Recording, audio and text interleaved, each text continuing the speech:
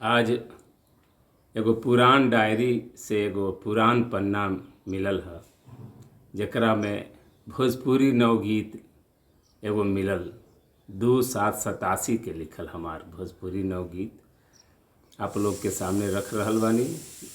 शायद वो घड़ी नवगीत के लेके एगो आंदोलन चलत रहे, वही घड़ी के गीत ह।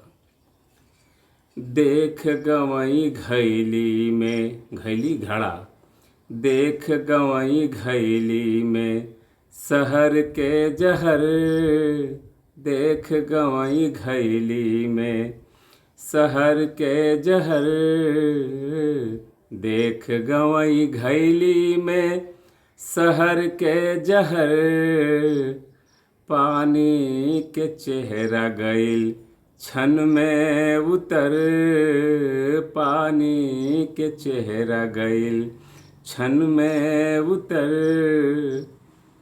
बंद देखल जाओ कैसन भैली मौसम में खराबी, कैसन भैली मौसम में खराबी, रिश्तन के फूल गंध भैली तेजाबी, रिश्तन के फूल गंध भैली तेजाबी, मन में बबूल मतिन चुभे गुल मोहर, मन में बबूल मतिन चुभे गुल मोहर, पानी के चेहरा गईल क्षण में उतर, देख गवई घैली में शहर के जहर।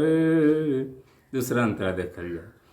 एगो जाल साथे सई गो मकड़ जाल, एगो जाल साथे सई गो मकड़ जाल, मछरी के पोखर में, मछरिन के पोखर में पोसुआ घड़ियाल, एगो जाल साथे सई गो मकड़ जाल, मछरिन के पोखर में पोसुआ घड़ियाल, नइखे धंसल पाकी में कछुअन के खबर, नइखे धंसल पाकी में कछुअन के खबर, पानी के चेहरा गईल क्षण में उतर।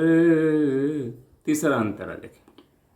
खत्म भइल पुरखन के सब दब दबा, खत्म भइल पुरखन के सब दब दबा, एसी में कैद भइल नीम के हवा, एसी में कैद भइल नीम के हवा, पुतरी में अकरियस माटी के घर, पुतरी में अकरियस माटी के घर, पानी के चेहरा गईल क्षण में उतर, देख गवई घैली में शहर के जहर। आखिरी अंतरा देखल जाओ। अलगाववाद के मिले पानी खाद, अलगाववाद के मिले पानी खाद, गली गली मन मुटाव के जिंदाबाद, गली मन मुटाव के जिंदाबाद, गांधी के चिरई पर गोड़ से के नजर, गांधी के चिरई पर गोड़ से के नजर, पानी के चेहरा गईल क्षण में उतर, देख गवई घैली में शहर के जहर, पानी के चेहरा गईल क्षण में उतर, पानी के चेहरा। ये भोजपुरी नवगीत बहुत पुरान रहल, पता नहीं गीत है कि नवगीत है। आप सुधी श्रोता लोगन के बीच रखले बानी, ए पर जरूर आप लोग प्रतिक्रिया देव जा। बहुत बहुत प्रणाम, धन्यवाद।